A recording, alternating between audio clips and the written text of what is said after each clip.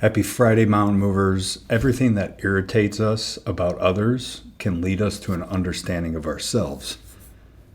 And so when I read this, I thought of two examples. One, at the dinner table, our daughter can start chomping on her food, and it's like nails on a chalkboard to Sadie and I. And so we'll call it out, correct it. And then it could be the same day or the next day, I'll hear my daughter say, "Hey, Dad, can you chew with your mouth closed?"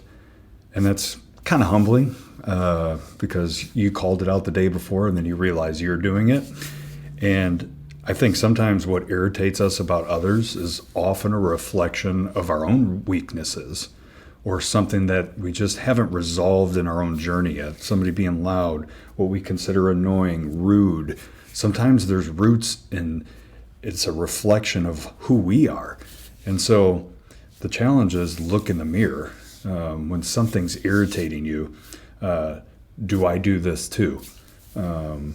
Is this going to matter in a week? Is this that big of a deal? Am I holding myself to the same standard as that other person? Because sometimes we're not. We're excusing our stuff, but then being very critical of others. Sometimes because it looks the same, and then other times when it doesn't.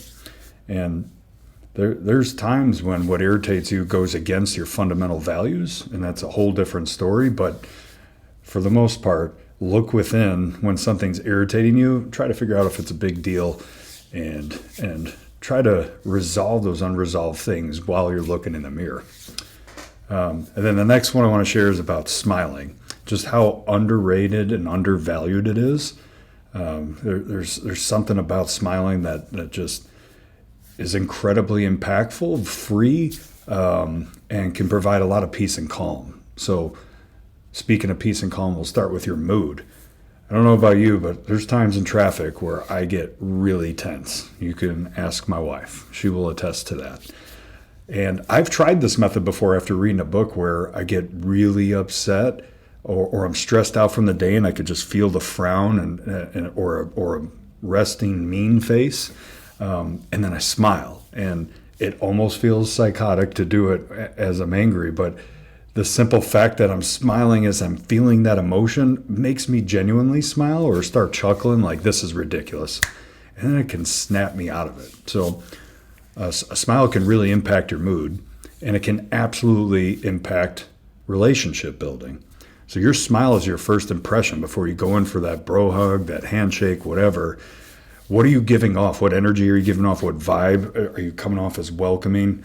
You can really set the tone. And that's whether you're meeting somebody for a lunch or a meeting or the grocery store clerk. Like, you don't know how much that first impression could matter to the other person. And then communication. A smile can really change how a message is received. You got that face and you say, "Can I see you for a minute?" Or, "Can I see you for a minute?" And maybe that person won't be so scared to come into your office when you have something innocent to talk about, because it could be scary, especially if you're the boss, that when you call somebody in, what's the message received? And then from a leadership standpoint, a smile is one of those building blocks of trust. We can really lean into that. It's super easy to do. We just have to be mindful of it and prepared to do it, especially when we don't want to. Finish strong, mountain movers, and have an awesome weekend.